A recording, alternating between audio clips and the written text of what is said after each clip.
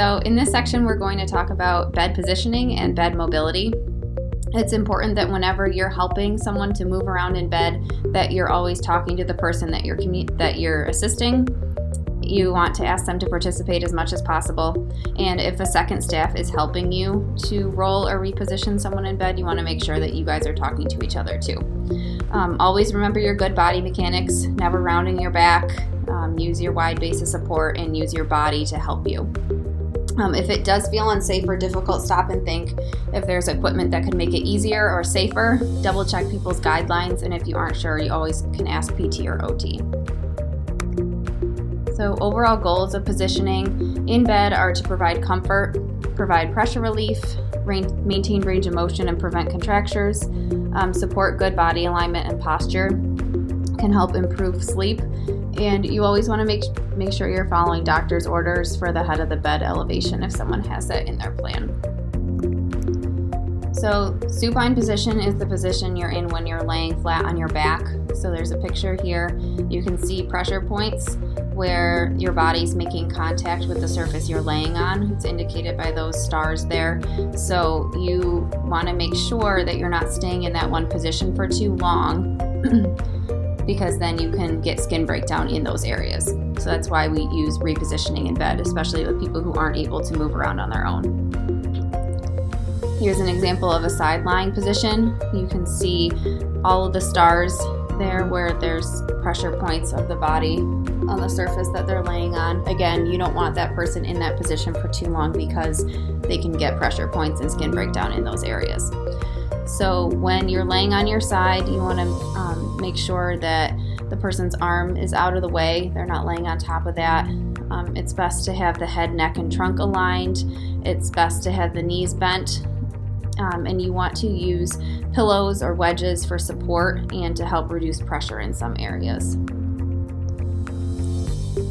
So the goal of rolling is to assist someone who isn't able to reposition on their own. So you're moving them between those side lying and supine positions to make sure that they are not getting too much pressure on one area for too long. So when you're assisting someone, you want to make sure the person is rolling as a unit to avoid injury. The key points of control you're going to support are on their shoulder and hip, so you're not pulling on their arm, you're not pulling on their leg, you are supporting at their trunk. You want to make sure that their head is coming along too, so there's some people we work with who might have lower tone and poor head control, so just make sure that the body is rolling as a unit. Rolling may require 2 staff to support the person safely, especially with larger or taller people, so just make sure that you are following those recommendations in the person's care plan. So you may have to shift the person over to one side in the bed to have enough room to roll them. Make sure you're not rolling them off an edge of anything. You want to use 2 staff and make sure it's a safe environment. So you can bend the knee towards the direction that they're going to roll, or you can cross the leg over. You'll see that in our demonstration. That gives you momentum and makes the rolling easier. You want to make sure their arm is out of the way, and you count 1, 2, 3 and roll. That's so everyone's on the same page and working together, meaning the staff that are helping and the person that you're supporting. So first, you want to make the surface as close to hip height as possible. This is going to prevent you from rounding your back, leaning over the person, and straining some muscles.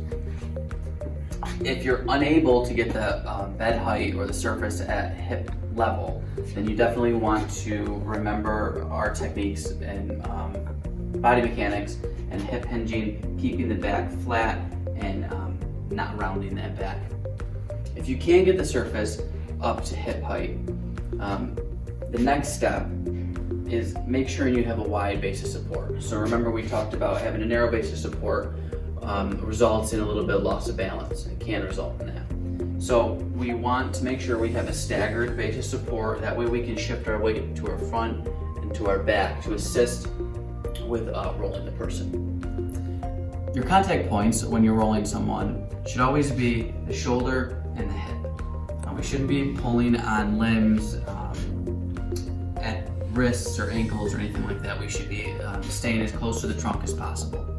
So we want to, like I said, stagger, good base of support, and we're not pushing with our arms, we're moving that weight from our back foot onto our front and rolling that person.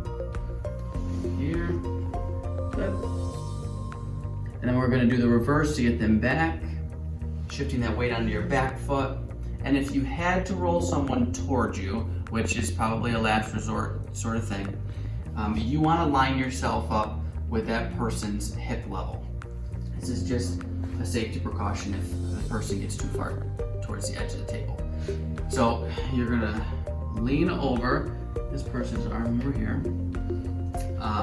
Contact point is gonna be the shoulder and the hip. Make sure you're not rounding your back, and instead of pulling with your arms, we're gonna transition the weight from our front foot to our back foot and get the person on their side right here. You can see that if she was to go a little bit too far, I'd be here to block her.